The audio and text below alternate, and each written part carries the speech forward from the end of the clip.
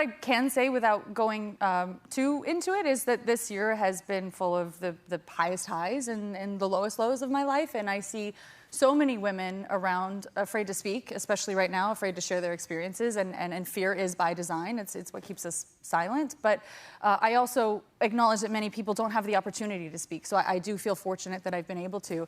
And it's the women who have had the ability to use their voice that's kept me strong and you know, helped me in my belief in my fight for the world to be safer for women and girls. It's a pretty simple thing. A little bit ago, lawyers for the plantation-loving princess filed a motion to compel. But they did so with their bestie, Judge Lyman. Unfortunately, last week, I already filed a motion to quash in Nevada. And I informed Team Kaka of that and Judge Lyman as well. I am not a lawyer. I don't have a lawyer working with me on Subpoena-gate. I'm not being sued. I have just been subpoenaed. And I have every legal right to represent myself in this. It's called pro se, without an attorney. When the headlines turn ugly, the filings get thicker. And if you blinked this week, you missed the move that told the whole story. A tiny footnote trying to erase an internet earthquake. Let's rewind, not to rehash, but to catch the moment that matters. Late last year, the case everyone swore would never go public exploded into a courtroom timeline.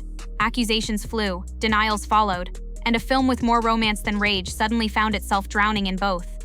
Since then, this fight stopped being about one set, one red carpet, or even one couple. It became a system test. How far can public figures go to seize back the narrative when the internet writes a version they don't control? This week, the answer arrived on heavy paper. First, the setup. For months, the conversation has been about subpoenas. Google, X, TikTok, usernames, DMs, back-end data. Did a covert PR machine target a star? Or did critics just do what the internet always does, pile on? Legal teams didn't wait for the comments to decide. They sent paperwork, lots of it. Creators got notices. Some fought, some froze, some went very, very public. And then it happened. The letter. A tidy, almost bored request to clean up the mess. Motions to quash, denied as moot. Subpoena fights, declared yesterday's news. If you're new to court speak, moot is code for, this no longer needs a decision because we changed the thing you're mad about. Efficient? Sometimes. Strategic? Always. Because if the judge says it's moot, the judge doesn't have to decide. And if the judge doesn't decide, you don't get a ruling you don't like following you around the rest of the case. It's the minimalist's way of ending a very loud argument, like flipping a light switch at a party and insisting everyone was leaving anyway. But here's the inconvenient part. People had already filed their objections. They asked for sanctions. They asked for protective orders. They asked to proceed anonymously because mobs are real and receipts get doxed. Simply saying never mind at the end of a paragraph doesn't erase what started all of those motions. It just dodges the part where a judge says publicly whether your first move crossed a line. So what do you do if the last week was a PR bonfire about subpoenas? You pivot, fast. You point the spotlight somewhere else. And the new villain becomes, drumroll, discovery. You accuse the other side of dragging feet, hiding metadata, failing to produce. You talk about protocols and formats and how compliance is a word, not an action. If the internet thinks you were too aggressive, you answer with a list of ways the other side wasn't aggressive enough. That is not illegal. That is litigation. The narrative shift is jarring only if you've never watched this kind of fight up close. One week, the story is creators. The next week, it's servers and search terms. And tucked between those paragraphs is a footnote that tries to slam the door on the part of the story the public actually understands. Let's pause on the creator angle for a second, because it's bigger than the names in your feed. Some of those subpoenas were later withdrawn. Great. But withdrawal is a choice, not an apology.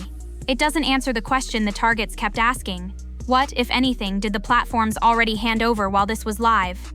When your face is your job, and your job lives online, silence isn't neutral, it's terrifying. That's why you saw people asking for protective orders even after the paper trail supposedly ended. A dropped subpoena doesn't stuff your data back into the envelope. And notice the contrast. Some names went quiet, others went louder. One creator lawyered up and said plainly, this felt like intimidation. Another, a professional loudspeaker in his own right, practically begged the system to let him fight it in daylight. Meanwhile, the filings targeting him accused him of churning out hundreds of hostile posts that sounded suspiciously like somebody else's script. He said he's just reporting on what the filings already say, and he'll see them in court if they want to argue journalism. All of that is happening while the film's own editor's texts about approval rights and SMH ping across social media like darts thrown at bulletproof glass. They stick, but they don't shatter anything. Not yet. Because the thing that could actually shatter something isn't a meme or a rant. It's a single sentence buried in a complaint, untraceable. That word is a Rorschach test. Depending on where you stand, it either means shadow play or standard crisis tooling. The filings point to a pitch, an idea that social flows can be managed without leaving fingerprints that the public recognizes. The defense says it's being twisted into a conspiracy that never existed. Both sides are happy to argue it for hours. The court will eventually decide how much weight that word carries. In the meantime, the internet turns it into a campfire story and spreads it like sparks.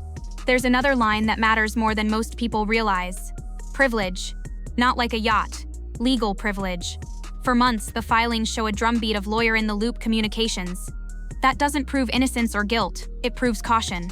If you think someone is going to sue you, or if you're thinking about suing them, you bring counsel into every hallway conversation because you want those words protected. So when discovery hits, the fight becomes predictable. One side says, "Show me the emails." The other says, "We can't, that's privilege." Cue frustration. Cue a judge babysitting two grown-up teams who both believe they're the injured party. Then there's the contract noise. The unsealed texts aren't gossip, they're context. The approval rights on intimate scenes read one way in a filing and another when the people who had to cut the film react in real time. That doesn't convict anyone of anything. But it does make you rethink those red carpet soundbites about creative harmony. And it raises a sneaky question the internet hasn't chased yet. When you stack writer negotiations, box office incentives, and a schedule that turned promotional appearances into a second full-time job, who actually had leverage when all of this started going sideways? If that question makes you uncomfortable, good, it should. Because leverage, not loyalty, writes most Hollywood stories. Back to the present. The footnote move isn't the end of the creator story, it's the pause button. There are still filings in the queue about anonymity and sanctions. A judge has already clipped one of Lively's bolder asks. No fishing expedition into her opponent's attorney's communications, reminding everyone that zeal only works until it hits a wall. And yet in the very same news cycle, the case coughs up brand new messages pulled from the editing room that reignite old arguments about control. That's the rhythm now, a step forward in court, a flashback in the press, and 10,000 comments trying to turn both into a clean verdict. Here's the quiet truth. Everyone is building a narrative stack. On the Lively side, it's we were targeted and it was coordinated. On the Baldoni/Wayfarer side, it's we were managing a crisis inside the rules. In the middle sit the creators. Some with large platforms, some with barely a handle, who went from spectators to character witnesses overnight. Not because they wanted to testify, but because their existence was evidence for somebody's theory. You felt that in the way the letters were written. The tone was clinical, but the subtext was hot. Make this go away. Not the case, not the claims. The noise. Deny the motions as moot. Call the fight over. Move on. And then this is the chef's kiss. File something fresh pointing at the other side's supposed discovery sins.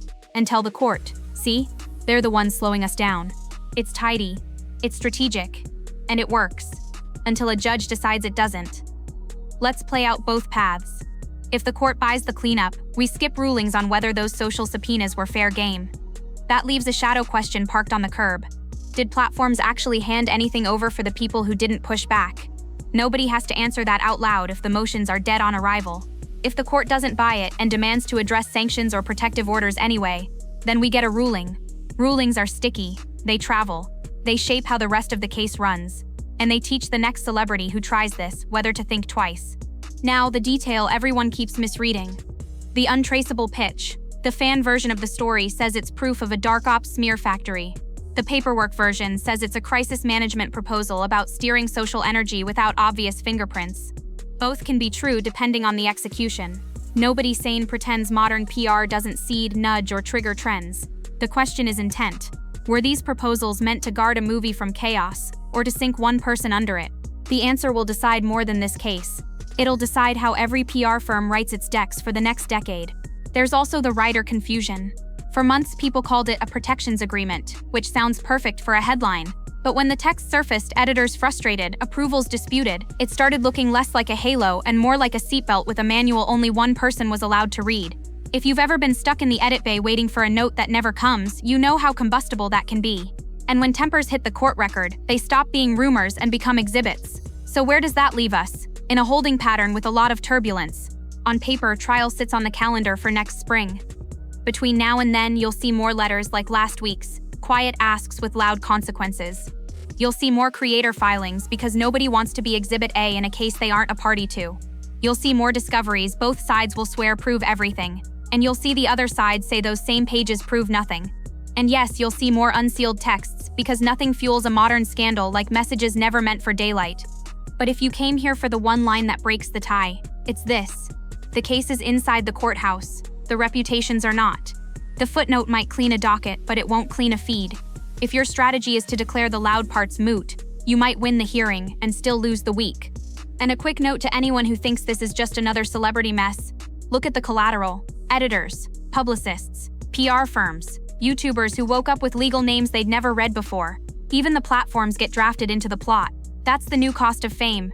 Your fight is never just yours. There's a version of this story where the filings end with an apology or a verdict neat enough for a movie. That version doesn't feel real anymore. What feels real is two teams hating each other's playbook, and a public that loves to watch two smart players make the same mistake, assuming the internet will forget. It won't. Because the internet remembers the parts that feel human. The panic of being subpoenaed for talking about a celebrity. The fury of being told you're the villain in your own workplace.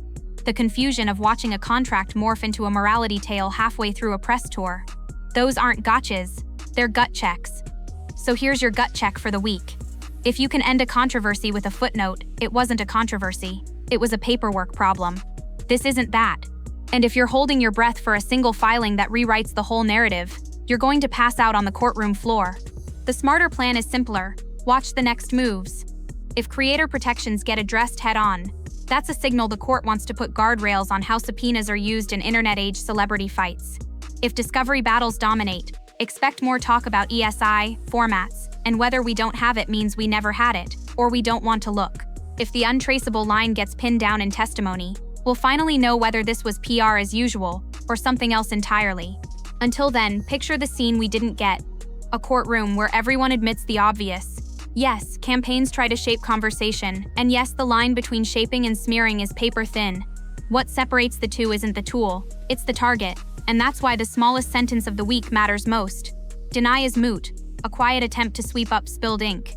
It's neat, it's legal, it's not the end. Because the docket can be cleaned. The internet? Not so much. But that wasn't the whole story. The week ended where it began, with new pages landing and old fights reborn. A judge says one ask goes too far. An editor's text says the control fight was real. A creator says the chill hasn't passed. And somewhere in a file room, Untraceable waits for a day in court. When that day comes, we'll be here. Not to pick sides, to read the paper, carefully.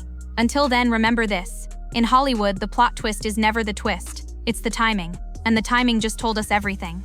Thanks for watching. Until next time, take care.